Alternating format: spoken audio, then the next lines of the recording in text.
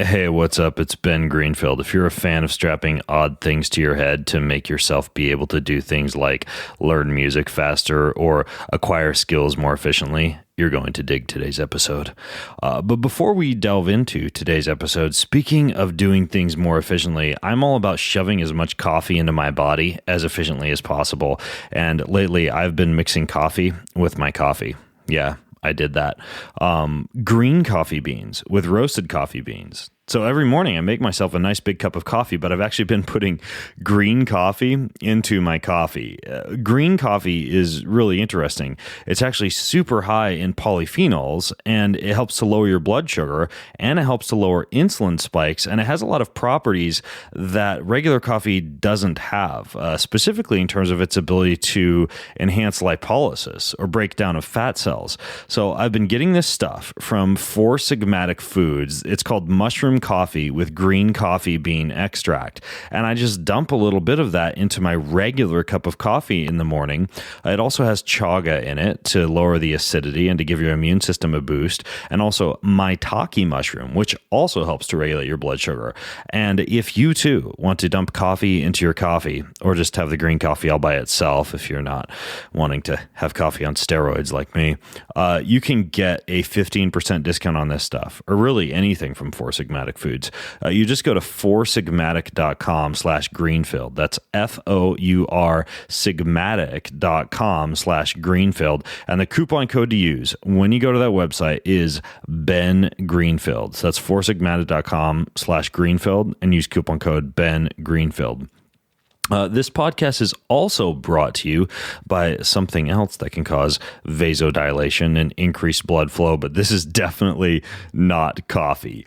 This is a special new procedure that's sweeping the country and enchanting men and women like me to actually have better sex lives and more libido and better size and better vascularity and all sorts of cool things that can occur in your crotch region if you want them to occur. It's called Gaines Wave. What you do is you go to one of their clinics and they actually have special sound wave therapy for your genitalia. It's a painless, high-frequency acoustic wave. I've had it done on myself, and what it does, whether you're a man or a woman, is it stimulates the formation of new vessels and a whole bunch of blood flow to your nether regions without the use of Viagra or Cialis or any of these other, pills or prescriptions, and the results literally last for months. It's crazy.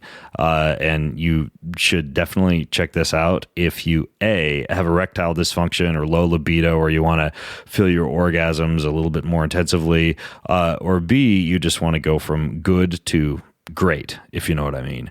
So you can get $150 off of a Gaines Wave treatment. And here's how you do it. You text the word Greenfield to 313131. They have clinics all over the US. You just text the word Greenfield to 313131. The clinic that I went to is in Miami. And if you want to go to the Miami clinic and see Dr. Gaines himself, then all you need to do is go to their Health Gains website, healthgains.com, and just call the Florida clinic and tell them that you want to do exactly what Ben Greenfield did along with Dr. Gaines.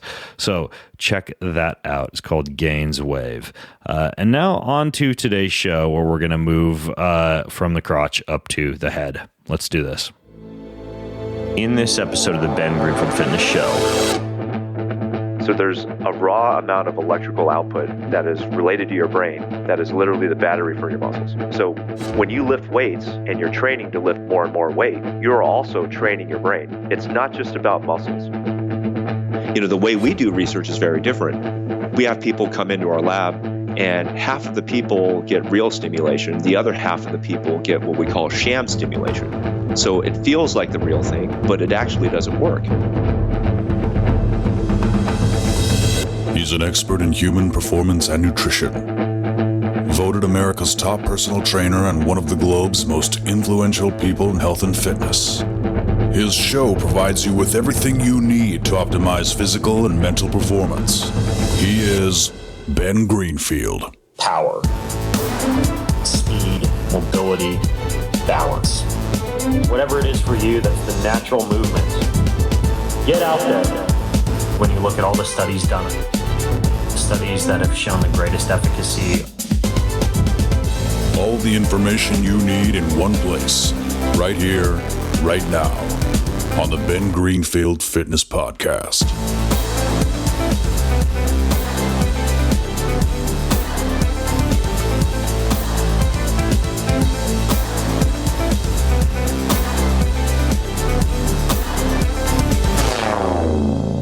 Hey folks, it's Ben Greenfield, and last week I posted to Instagram this photo of me dripping with sweat in my gym, bragging about what I called in that particular post the most dangerous piece of workout equipment that I own. And it was not some kind of a heavy mace or a unicycle or a parachute or some other kind of risky exercise device. It was just this simple piece of headgear. It looks like a nice set of like Bose or Sony earphones, but embedded in that headgear is this device that is now recognized by modern exercise science as one of the best ways to enhance things like skill acquisition or to decrease like how hard a workout feels, so you can literally push yourself way harder than your brain would normally allow you to push. And it can even do some really interesting things in terms of like cognitive performance, and there's some research on language learning and all sorts of super fascinating hacks that this type of headgear can be used for. So it's all based on this science of something called neuropriming. You're going to learn a little bit about that in today's episode, and that's developed from about 15 years of research and is basically the process of causing motor neurons to become more excitable before or during exercise or athletic training or skill acquisition to do things like increase your strength and your skill and your explosiveness and your endurance. And I've been playing around with this thing. A piece of headgear is called the Halo Sport. I've been playing around with it for about a month, using it prior to workouts primarily, and I've also used it prior to a few tennis lessons that I've taken. And it is, the way I like to think about it is there's some stuff like fish oil that you can take that you kind of keep your fingers crossed as working, because unless you overdose with it, which gives you explosive diarrhea, I can tell you that from personal experience. Unless you overdose with fish oil, you just kind of like keep your fingers crossed. It's like decreasing triglycerides or increasing HDL or decreasing inflammation.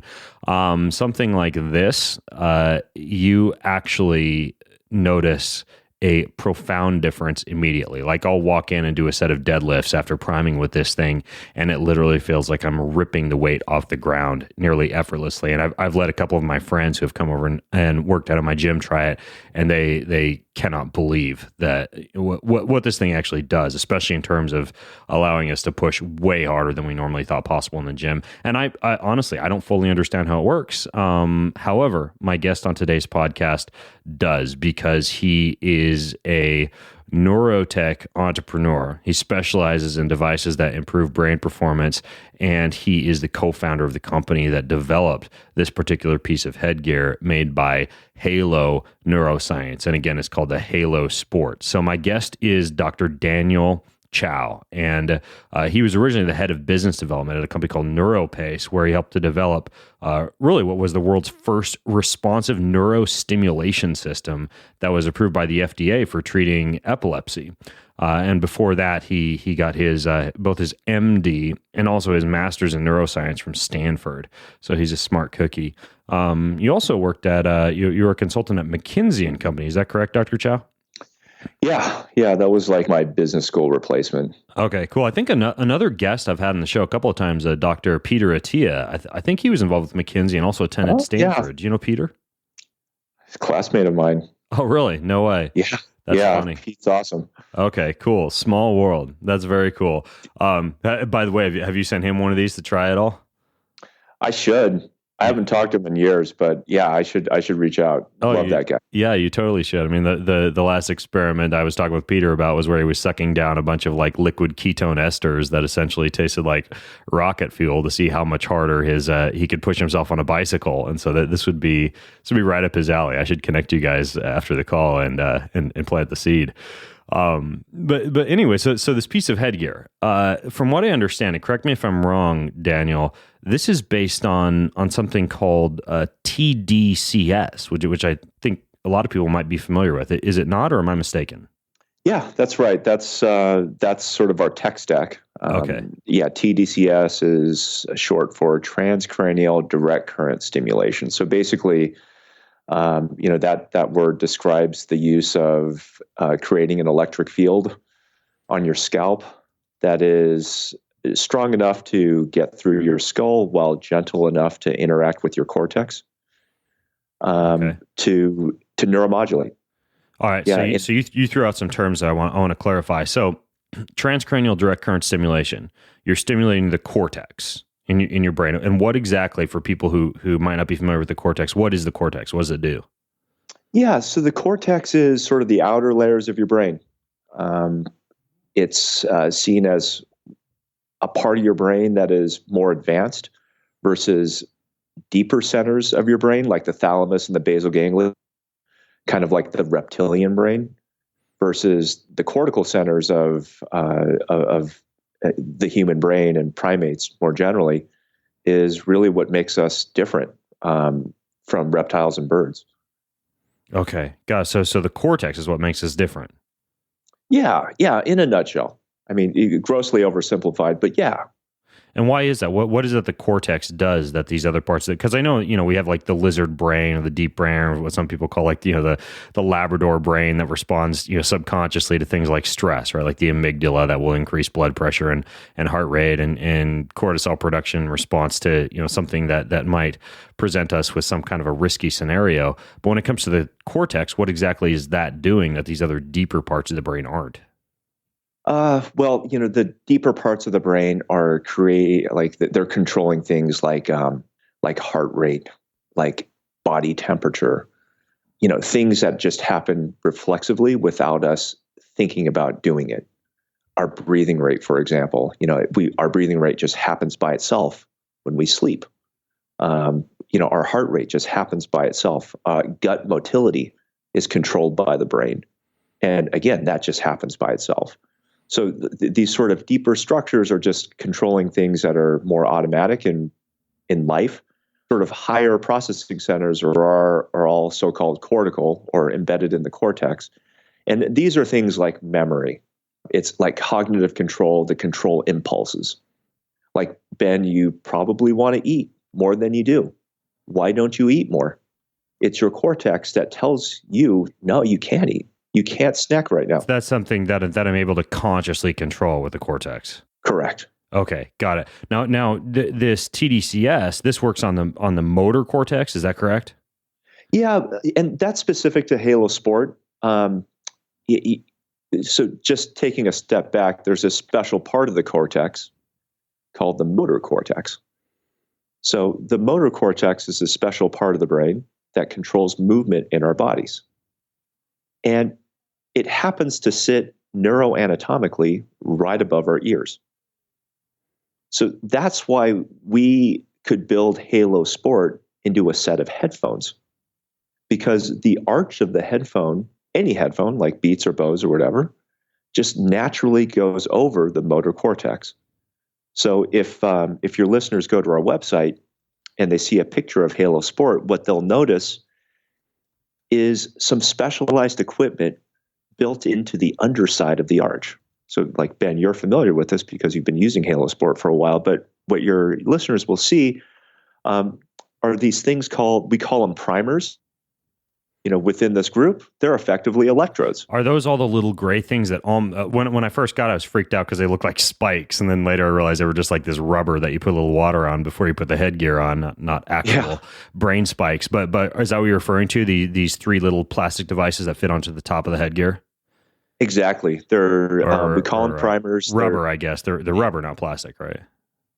Well, just like technically they're pieces of foam. And I mean, there's a story behind that. They're actually calligraphy pen tips, if you can believe that. So that'll give your listeners an idea for how soft they are. They're actually, like, if you've used a Sharpie, that's about, how pliable those nibs are. Mm-hmm. And yeah, that is where we create an electric field that will gently interact with your motor cortex. Okay, got it. So when the tDCS or the transcranial direct, you said transcranial direct current stimulation, right? Correct. Okay. So when that is when that stimulation is traveling through these electrodes and stimulating my motor cortex, what exactly is happening? Like, what's it doing?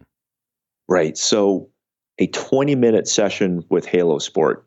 So, when I say that, like technically what's happening is an electric field is interacting with your motor cortex that will put the motor cortex into a temporary state of hyperlearning that lasts for about an hour. So, like, our ask to the athlete is basically to warm up with this thing. So give us 20 minutes so that you can neuroprime. Often our athletes are doing other things while the Halo Sport headset is on their head, like typically warming up. Mm-hmm. When your warm up is done after about 20 minutes, your neuropriming session is also done. At that point, get after it. Like, feed your brain quality reps, deliberate reps, thoughtful repetitions, powerful repetitions. And what that will do, those repetitions will be encoded within your brain at an accelerated rate. How's that happening? Yeah, so it's making the motor cortex slightly more excitable. Okay. And got it. And so sorry to interrupt. So the motor cortex would normally be generating like neural impulses that are going to pass down your spinal cord and allow for execution of movement. And what this is doing is making that motor cortex hypersensitive to the input that it's receiving from the environment. Right. It's basically like a great way to think about this is, Ben, what if you saw me at a park and I'm struggling to do a pull-up? And you're like, I know, Dan, I'm going to help this guy. I just laugh at you. Oh, all right. You're weakling. Only the strong survive, baby. Fair enough. All right. So let's pick somebody else. Let's pick my co-founder, Brett, or something. Okay. Not you, Ben. A nice person.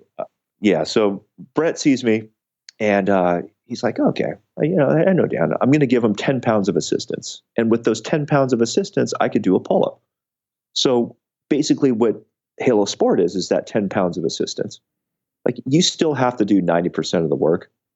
We're going to help you with that last 10%. Now, when the excitability of the motor cortex is stimulated using this transcranial direct current stimulation that's being delivered through the headgear, it makes sense that I would be able to generate more neural impulses to muscles and then be able to acquire some kind of a skill or be able to perhaps complete a complex task like swinging a golf club or shooting a free throw or serving a tennis ball more efficiently. Where does the part come in where it's actually, not only is it easier for me to like execute, say, the motion of a deadlift, but I'm able to lift more weight? I mean, is it like shutting down the Golgi tendon organs in the muscle? Is it like just increasing the recruitment of motor neurons? Like, why is it that I'm able to push myself? And this was why I actually called, this piece of headgear a dangerous piece of workout equipment, because like I can just go crush myself.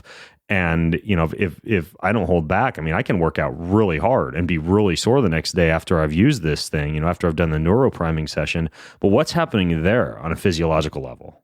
Yeah. So there's two things happening. So one piece of this I think is fairly easy to understand. And that is like what powers our muscles. It doesn't matter how big your muscles are.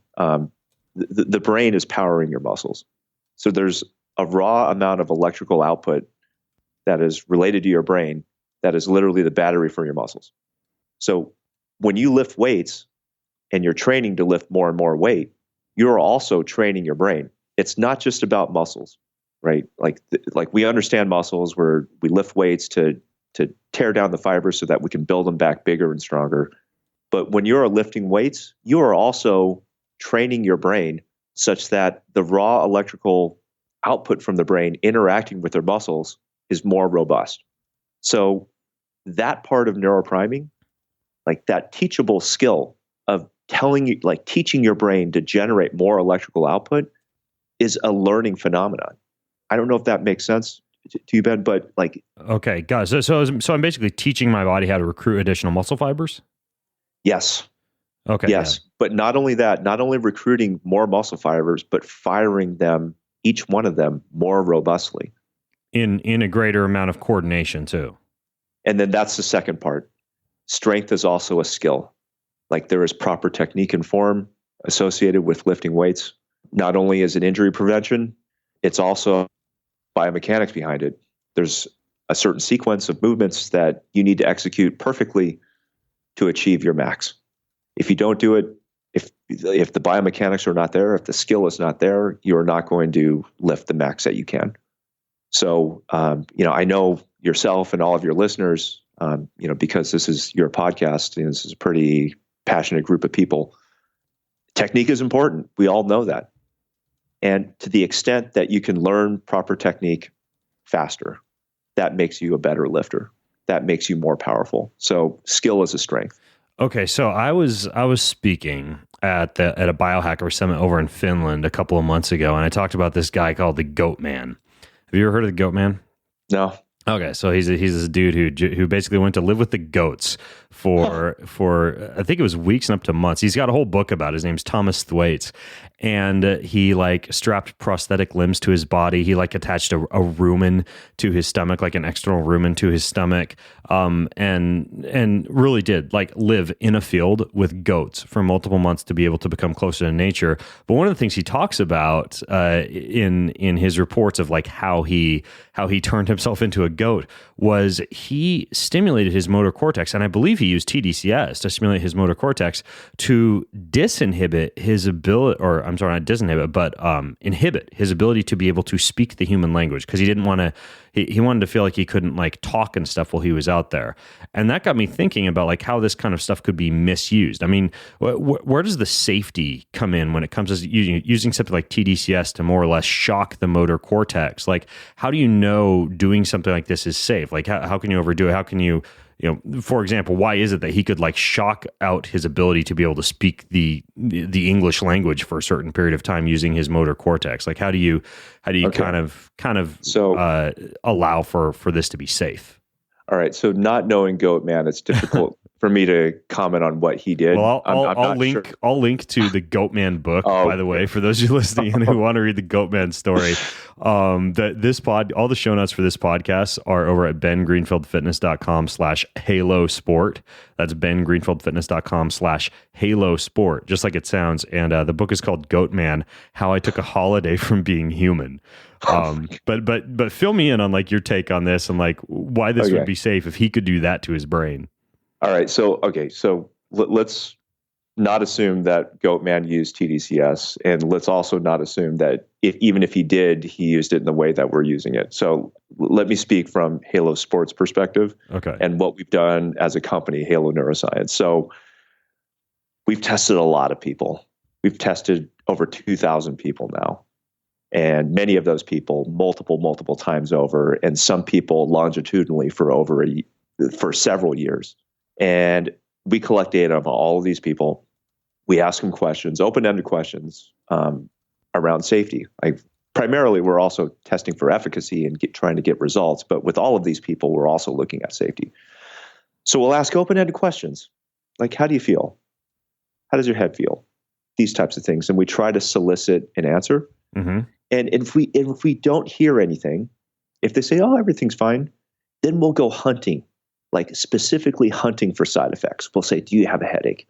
Do you have scalp pain? Do you have blurry vision? Are you having problems focusing? Are you having memory problems? And we'll test their memory.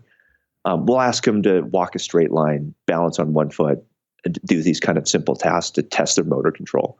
And we can't find anything. You can't find anything in terms of a deleterious effect of this type of stimulation. We can't find anything.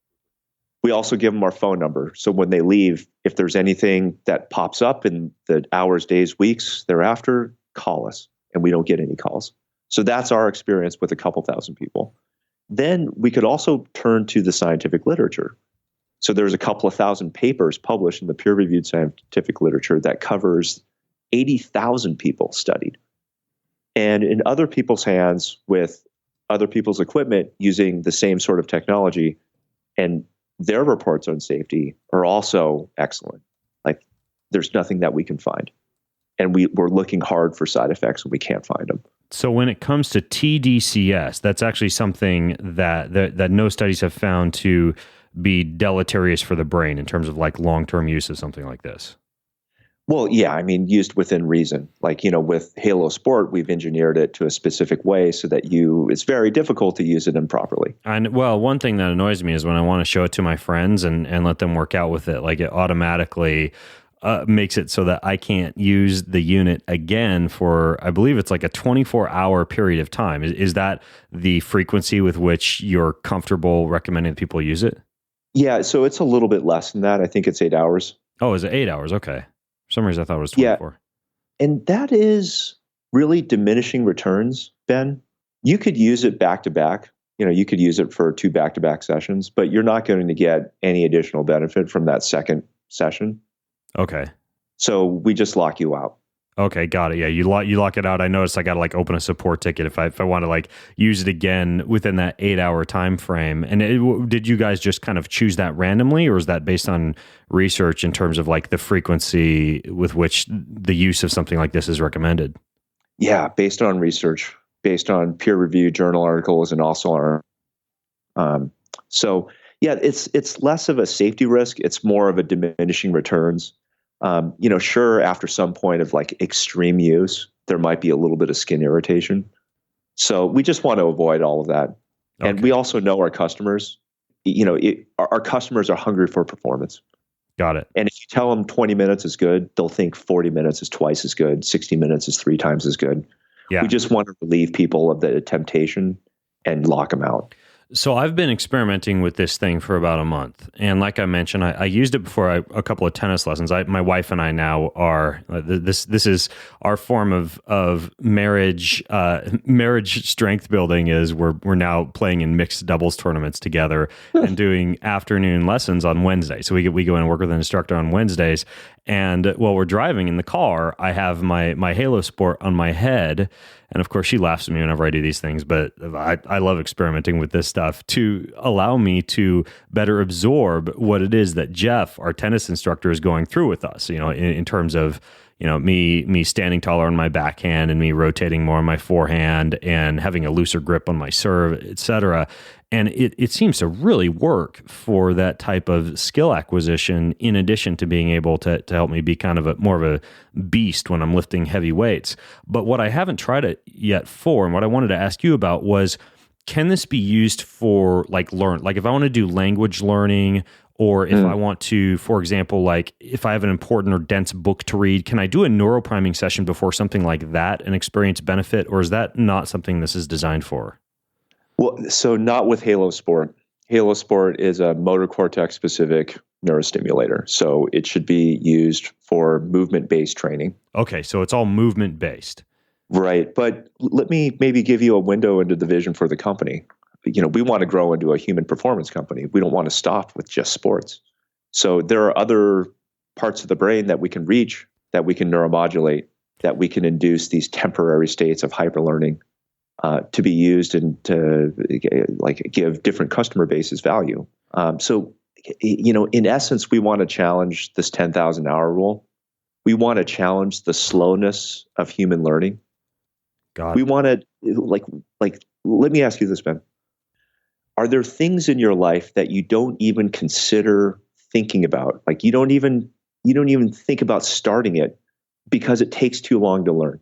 Yeah, I mean, like right now, I'm messing around with ukulele and guitar, but I've thought about, because my kids just got this cool little, actually really nice piano up in the hallway. I've thought about starting to play piano, but I know the 10,000 hour rule. We were actually talking about this at the dinner table last night with the family, how if I started playing the piano right now, I'm 35, I'd be about 60 by the time, with the amount of time I can devote to piano, to where I'd actually be really good at playing the piano. And to me, I mean, like I'm all about like stick-to-itiveness and practice and dedication, but that does also seem like an intimidating amount of time to get good at something.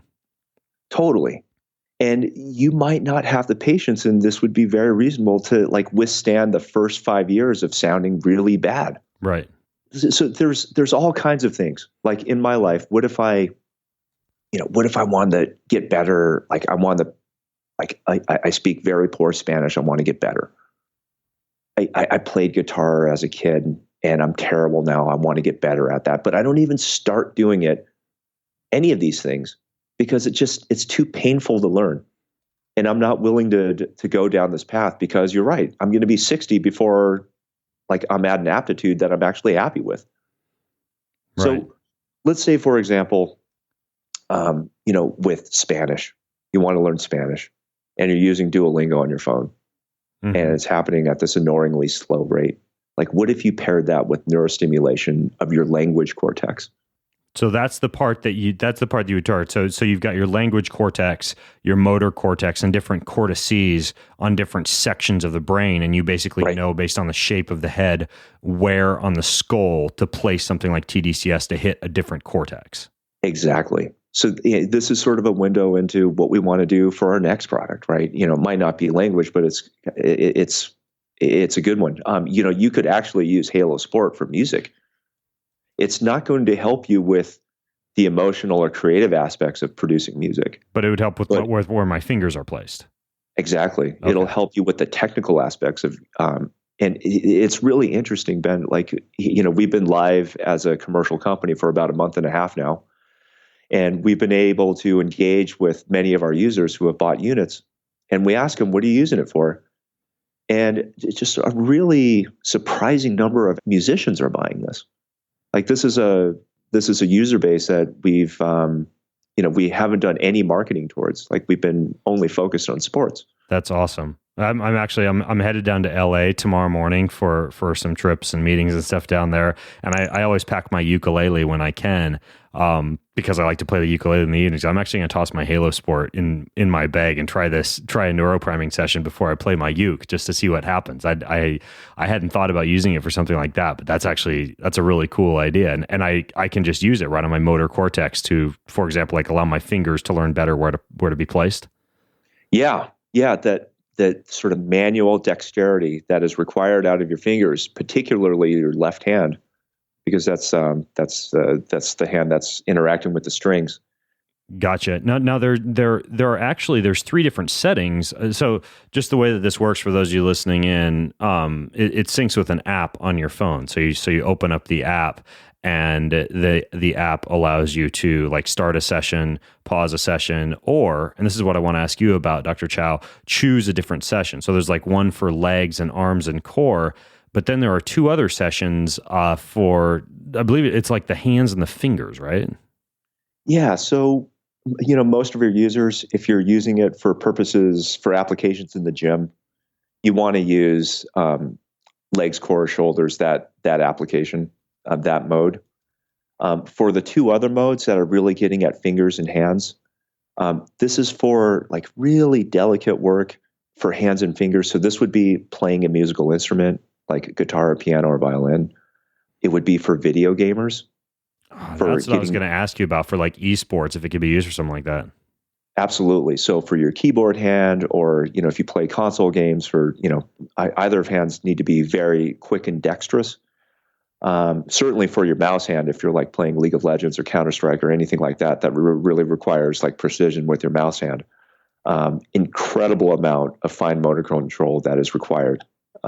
So those two programs for hands and fingers, it's those types of applications. And for some of our work with the military, they use hands and fingers setting for shooting practice. So I could use this so if I'm right-handed and I shoot the bow, which I do, I train for bow hunting competitions, would I want to run the session that targets my right hand or my left hand? Probably a little bit of both. Both need to be pretty steady. Do I just run two sessions and do one for my left and one for my right? Yeah, probably on separate days. Okay. Got it. So what's going on when you're stimulating the motor cortex? What's the different signal that you're sending when you choose right versus left? Or is it just targeting just a specific part of the headgear versus the whole thing? Yeah. So there's the motor cortex is divided into different areas. So there's certain areas that are used to control your fingers. There are certain areas that are used to control your legs, arms, shoulders, so on and so forth. Okay. Every muscle group is represented in this topography that is called the homunculus. So they say there's a little man in your brain, And it's sort of referring to the anatomic divisions of your motor cortex. So like we know how the motor cortex maps, and we can take advantage of that. So that's why if you look at the underside of the arch of Halo Sport, there's 3 different electrodes. Depending on which program you pick, will turn on or off different combinations of those 3 that are lying on your scalp. Okay, that makes sense. That makes sense.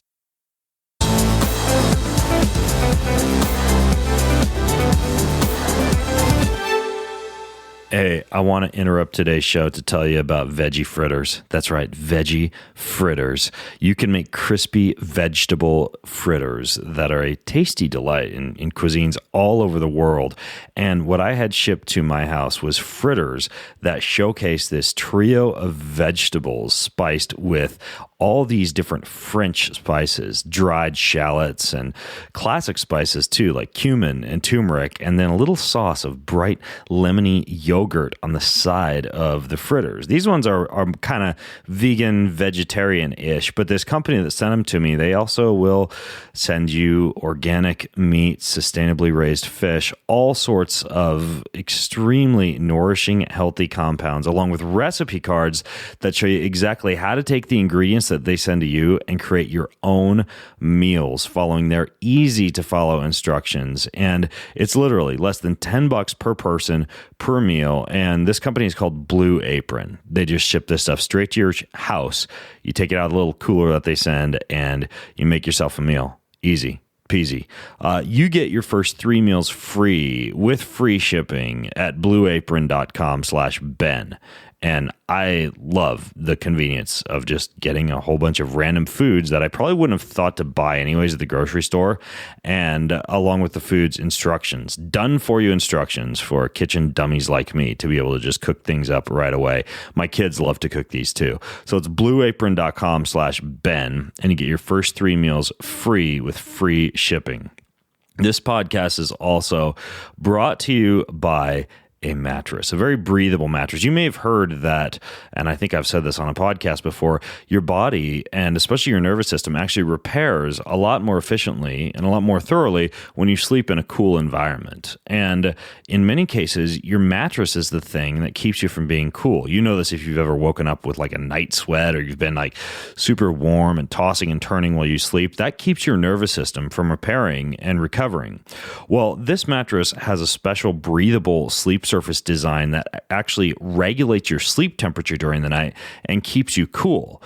In addition to that, it's a fraction of the price of a regular mattress. It gets shipped straight to your house. You get to try it totally risk-free. It comes in this cute little box that you can just carry up and down your stairs without having to haul a big mattress all over the place. I don't know how they squeeze the mattress in a little box, and I don't care. All I know is it works. I've got one up in my guest bedroom. It's called a Casper mattress, and you get $50 off of any Casper mattress. And here's how. You go to casper.com/Ben and use promo code Ben. That's casper.com/Ben and use promo code Ben. You get $50 off any Casper mattress. Check it out and have a nice, cool night of sleep. All right, back to today's show.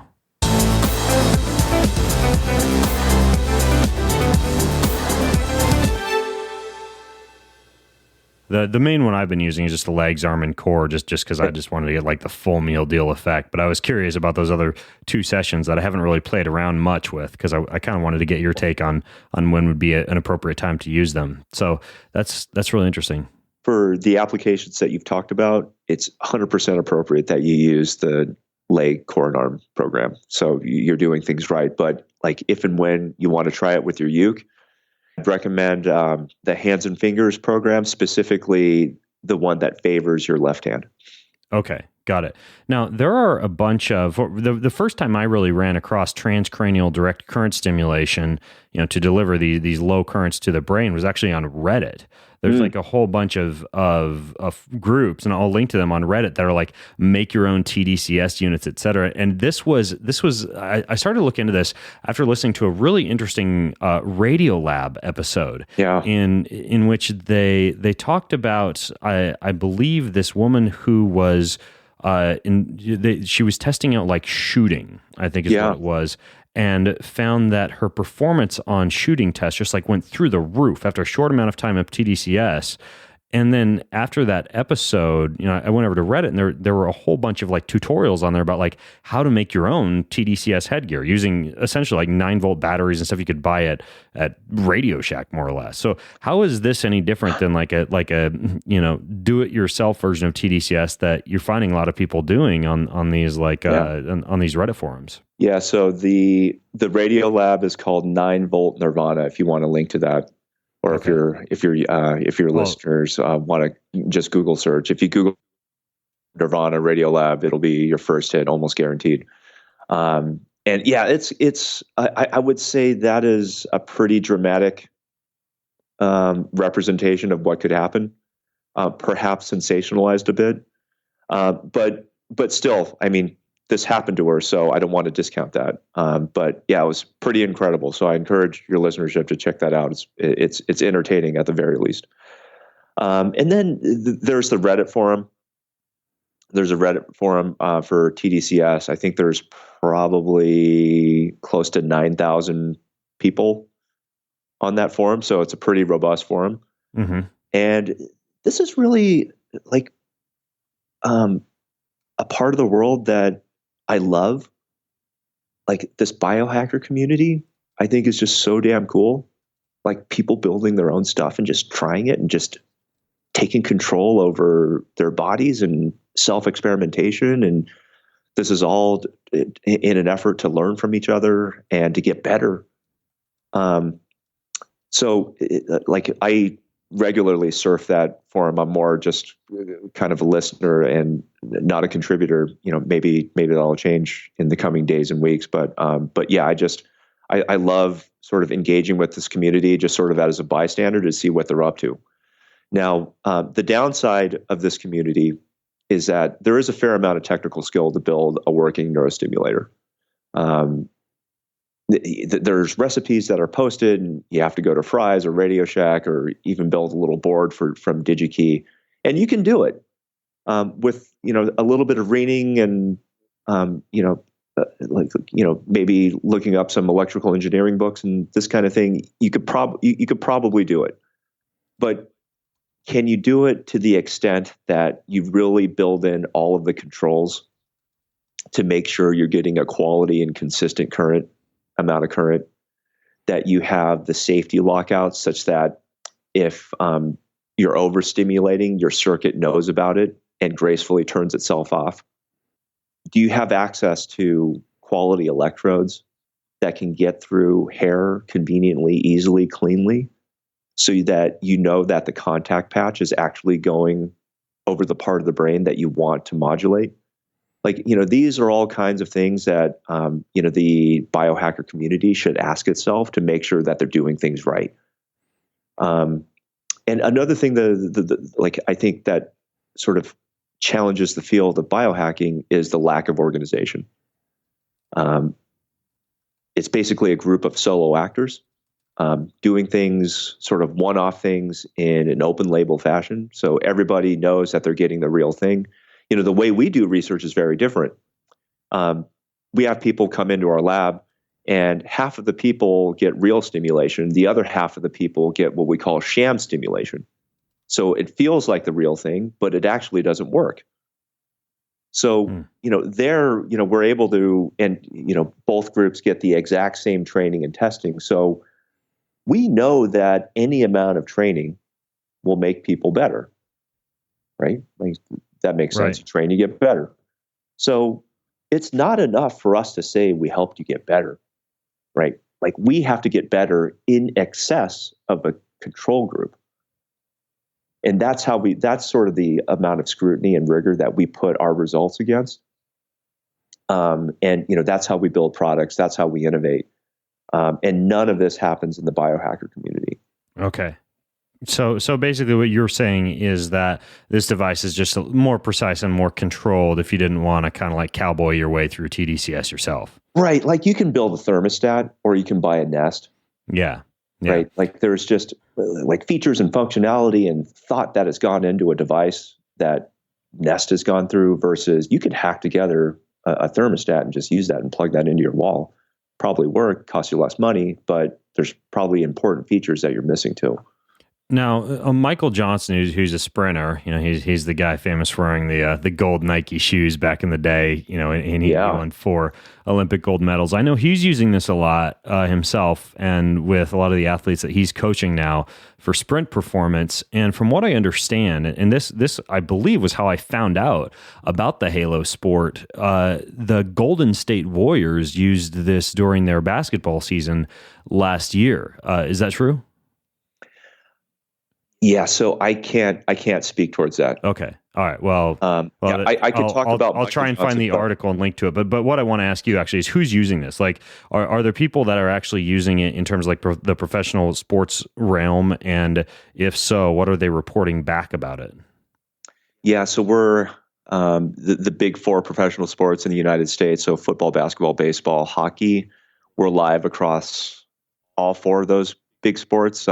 In some sports, there's just a deeper understanding and a better cultural fit for training technologies such as ours.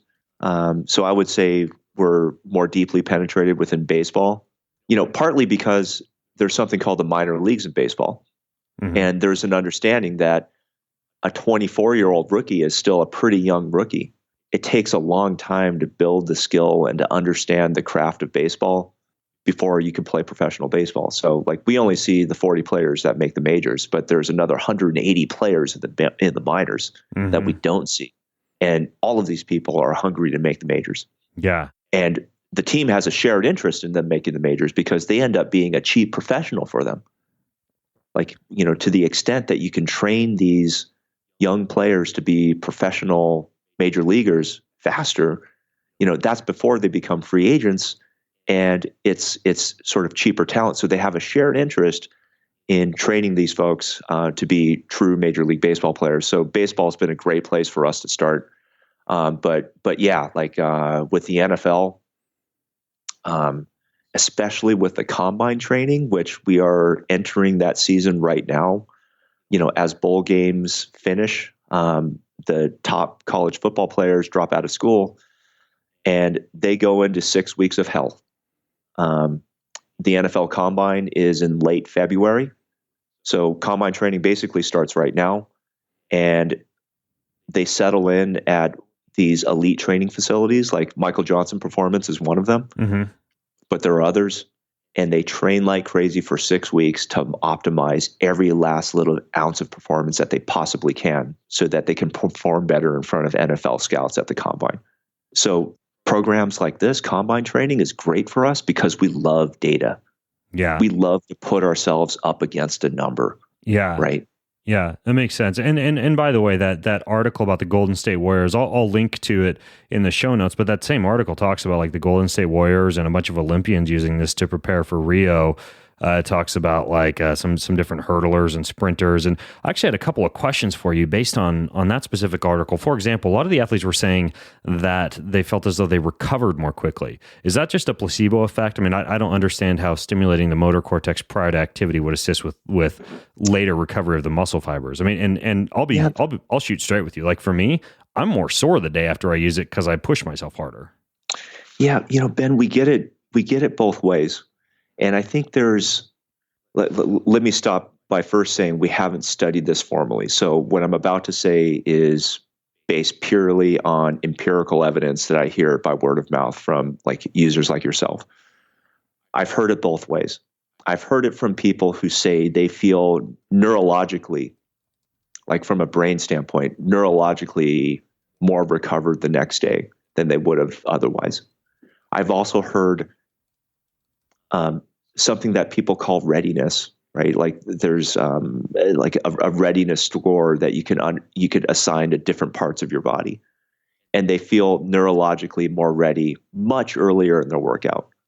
So what would have taken 20 minutes to kind of get into the flow neurologically, they feel right from the very beginning. I've also heard it your way, Ben, where people say, listen, I worked out so hard the day before that the next day, there's a little bit of a hangover.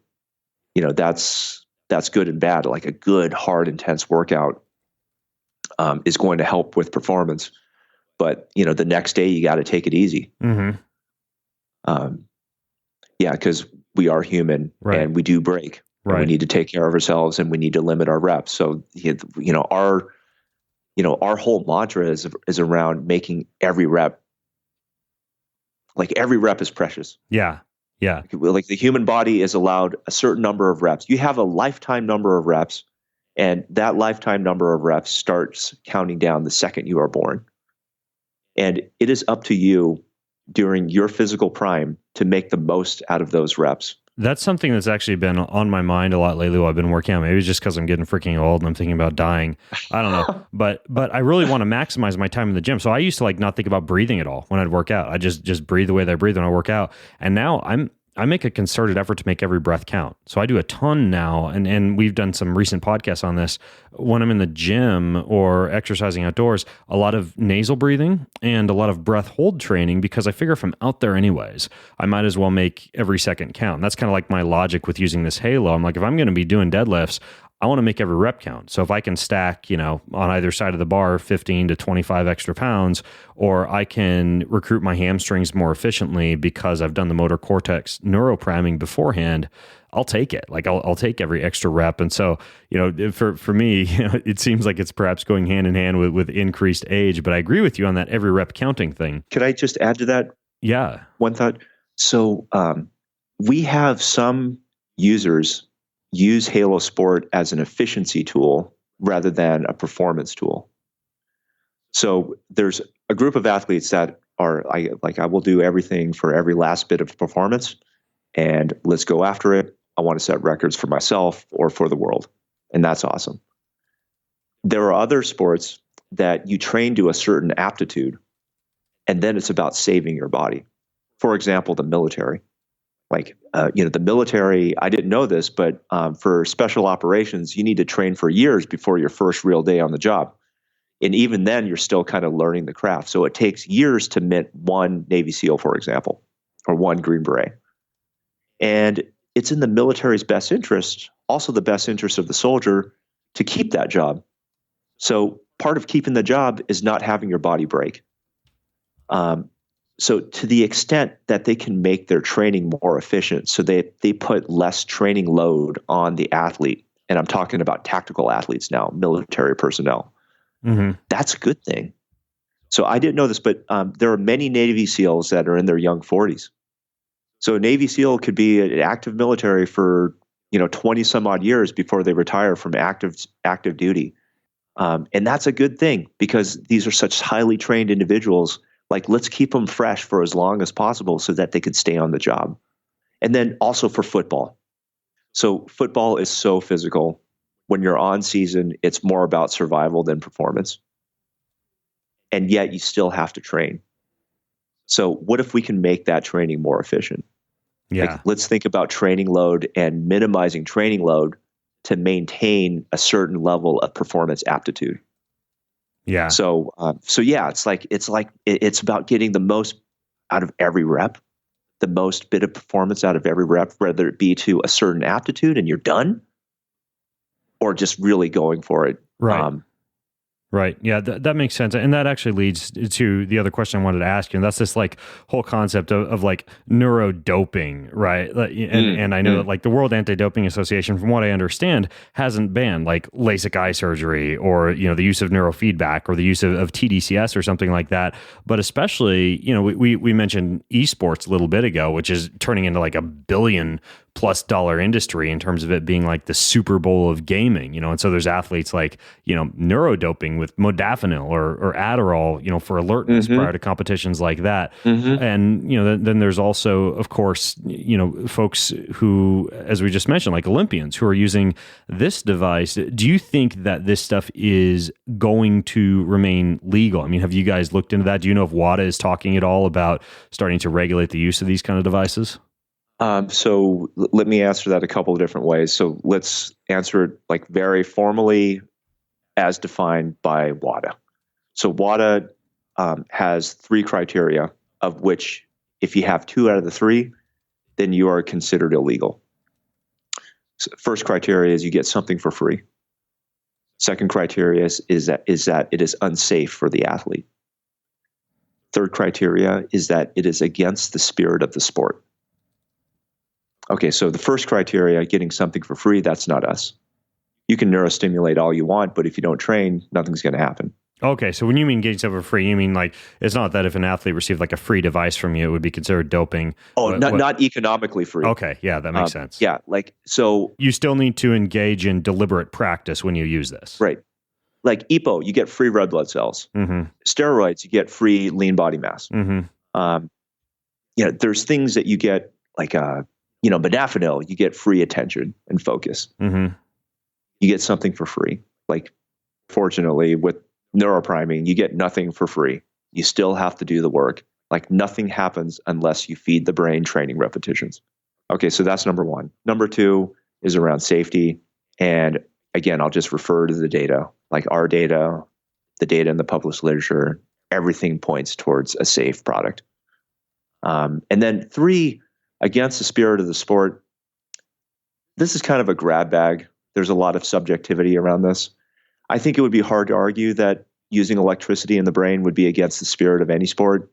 Like electricity in the body, like people use muscle stimulators for recovery and, for rehab and these kinds of things. Like we've been using electricity in the body for decades. I think it would be very difficult for anyone to argue that, using electricity the way we're using it is anything different from how we've been using it historically. So that's the WADA criteria. Mm-hmm. Let's just have fun and talk about performance enhancement in general. It quickly becomes a philosophical discussion, which is, again, I think it's just a lot of fun. If you think about performance enhancement, most performance enhancing products and techniques are actually legal. Like lifting weights is performance enhancing, right? Like a good night's sleep is performance enhancing. Yeah. Training at altitude is performance enhancing. Even some weirder things like sleeping in hyperbaric chambers and, the LeBron James liquid nitrogen thing where you rapidly cool your body. Mm-hmm. That's also legal. Right. So there's actually more forms of legal performance enhancement than illegal. Yeah. Where something becomes illegal is, I think WADA does a nice job is kind of crystallizing that with their three criteria. Yeah. So is it free? And what are the other two one more time? Yeah. You get something for free right. performance, safety. Right. And then the third thing is it's against the spirit of the sport. Okay. Yeah. Okay. Well, that makes sense. Man, it's a whole different discussion. Everything from LASIK to cryotherapy to all these other means that, I guess the question with this is like, if some athletes are able to get it because they can afford it, does that somehow make it unfair for athletes who maybe can't afford something like this or don't have access to it? Like does the inner city basketball player trying to make it in the NBA, are they at a disadvantage because they can't get LASIK eye surgery for their free throws and tDCS for enhancing their dribbling skills prior to practice? Well, it's a $750 device. If you're an elite athlete, you should have the funds to have access to a $750 device. It doesn't matter what country you come from. Like any of the elite sports organizations that I've ever been to, and I've been to some that talk to some that are more cash strapped. Like $750 is something you could still afford. By the way, and it's shareable. It's actually $630 if you stay in until the end of the podcast, where I'll give folks a discount code. Right on. Yeah, there you go. And we do, and we have certain discount programs, like for like buying at volume, get a discount, this kind of thing. So yeah. Okay, I have a few other questions for you. Just a few practical questions while I've got you on. First of all, why do I need to put water on it? Like, it comes with a little spray bottle to spray these little rubber electrodes. Why do I need to do that prior to using it? Yeah, so we still need a flow of ions to go. We need a bunch of positive ions to go in one direction, and then on the other side, we need a bunch of negative ions to go the other way. And for that, we need a solution. Okay, got it. So that's just to solidify the connection. Right. We need a little bit of water Doesn't have to be a lot, but we need a little bit of water to interact with your scalp so that we could have good electrical contact. Okay. And what if, because obviously the motor cortex is located on a specific part of the head, and when I open up the app, it shows me where to place the actual headgear, like how to place it. And it even won't start the session until it's placed correctly, until it solidifies the connection. But what happens if you put this like too far forward or too far back? Are you like shocking areas of your brain you shouldn't be shocking? Or what's going to happen if something like that occurs? Like if I'm, well, to give you an example, I currently have a bicycle next to my gym. And what I've been doing when I use it prior to workouts is I'll hop on the bicycle and just wear it for 20 minutes while I'm doing my cycling and warming up. And then I'll hop off the bicycle and go do the hard stuff or the complex tasks. But I've wondered, like, when I stand on the bicycle or when I sit back, if like the headgear kind of moves forward or back a little bit, like what's happening? Like, am I risking something if it moves a little bit? Right. So we designed Halo Sports such that there could, with the understanding that there could be some variability in the way people put on a set of headphones. So we've already accounted for a centimeter of play, either in the forward or backwards direction. So, and we did a bunch of user testing, several hundred people, and we just asked them to put it on, and, greater than 95% got it right the first time. Where some people, we need to educate some people, it's especially some of the younger folks, where just from a style perspective, they like to tilt it further back. That's not the way you wear Halo Sport. Okay. Like when you're standing up straight, the headset should be pretty much vertical. And but for the most part, people get it right the first time without any instruction. Okay. If you were to be really extreme about it, you would be missing the parts of your brain that you need to stimulate for athletic training. You would be stimulating other parts of your brain. Mm-hmm. And there would be really no downside. You just wouldn't get the upside. Okay, got it. So make sure that I really do have it placed over the motor cortex when I use it. Right. Okay. Right. All right, got it. And then the other question that I had for you, and this was just something I found interesting, was before you developed this and helped design it, you developed this thing called a NeuroPace. And from what I understand, this is something similar, except it's actually like via a surgical procedure placed into the skull. Is that correct?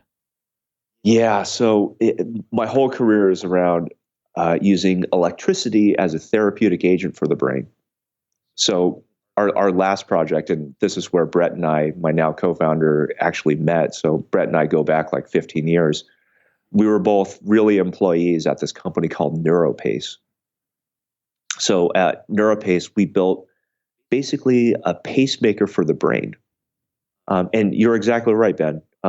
It's an implanted product. So it's typically a 3-hour surgery where a neurosurgeon delicately inserts electrodes into the brain with an electronic pulse generator about the size of a small matchbox getting implanted in the skull. When everything is kind of stitched up, it's cosmetically transparent. You can't tell that anything's been implanted, so that's good. And also when everything is stitched up, all the equipment under the skin has everything it needs to function autonomously. So it has its own battery, its own computer chip, its own software, and it can function for 3 to 5 years on its own. And what it does is it's constantly listening to the brain's electrical activity, such that if it senses an electrical signal suggestive of what to happen, it proactively delivers a small electrical impulse to the brain to then normalize its activity.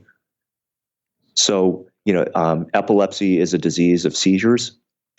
They can happen basically anytime at unpredictable times, which is problematic for the patient. It is a chronic disease. You typically get epilepsy when you're very young, and you live the rest of your life with it. It's a disease that's very difficult to treat with drugs, unfortunately.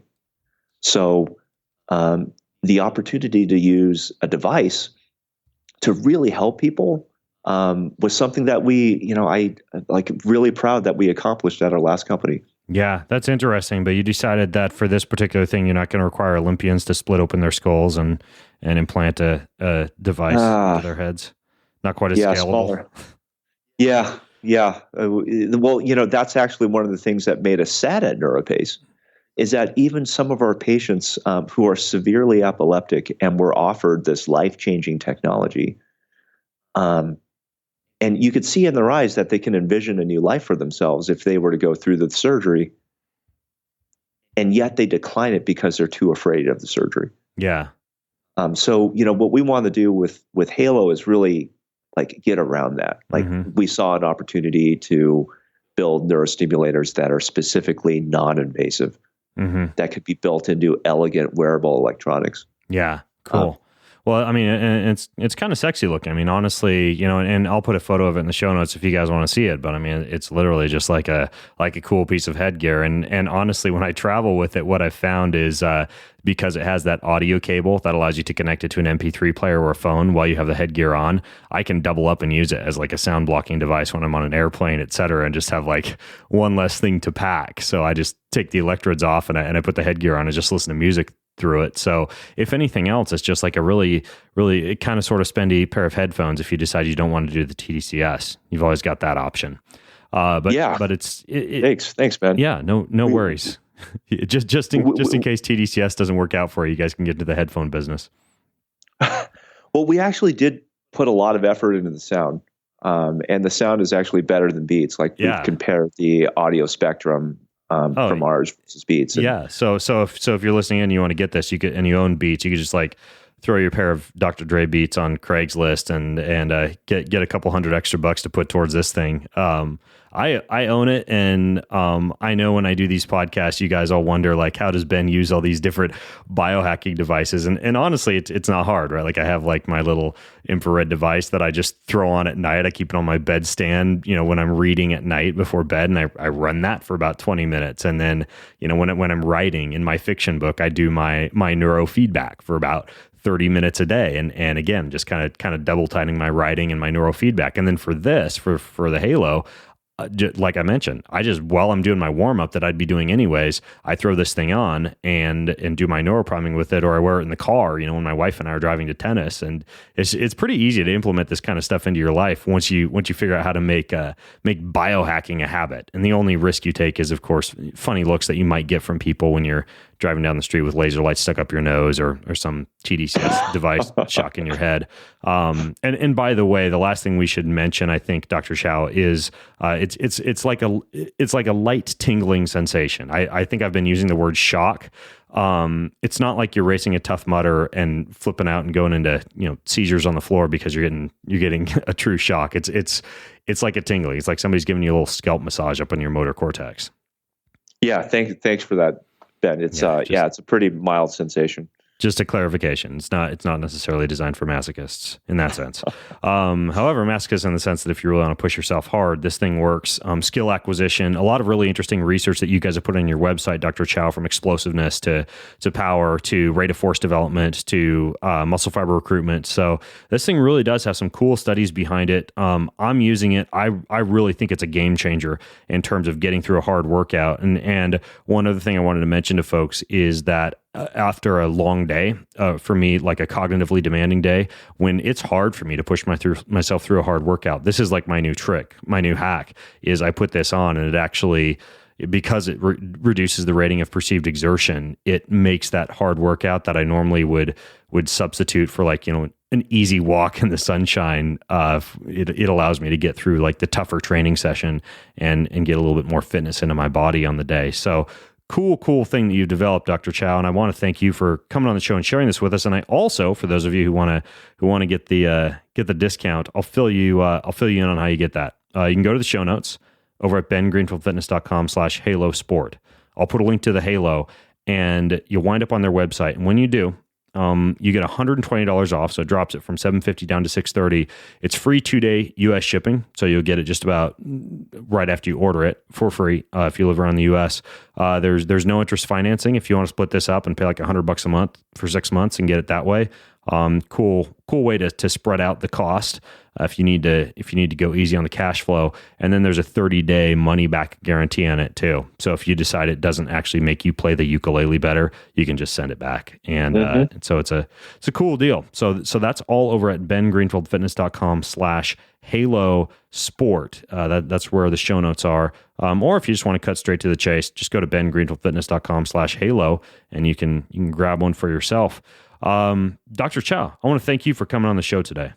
No, thanks, Ben. I really enjoyed it. It's been great. Yeah, thank you. Awesome. Well, folks, until next time, I'm Ben Greenfield, along with Dr. Chao from Halo Sport, signing out from bengreenfieldfitness.com. Have a healthy week. You've been listening to the Ben Greenfield Fitness Podcast. Go to bengreenfieldfitness.com for even more cutting-edge fitness and performance advice.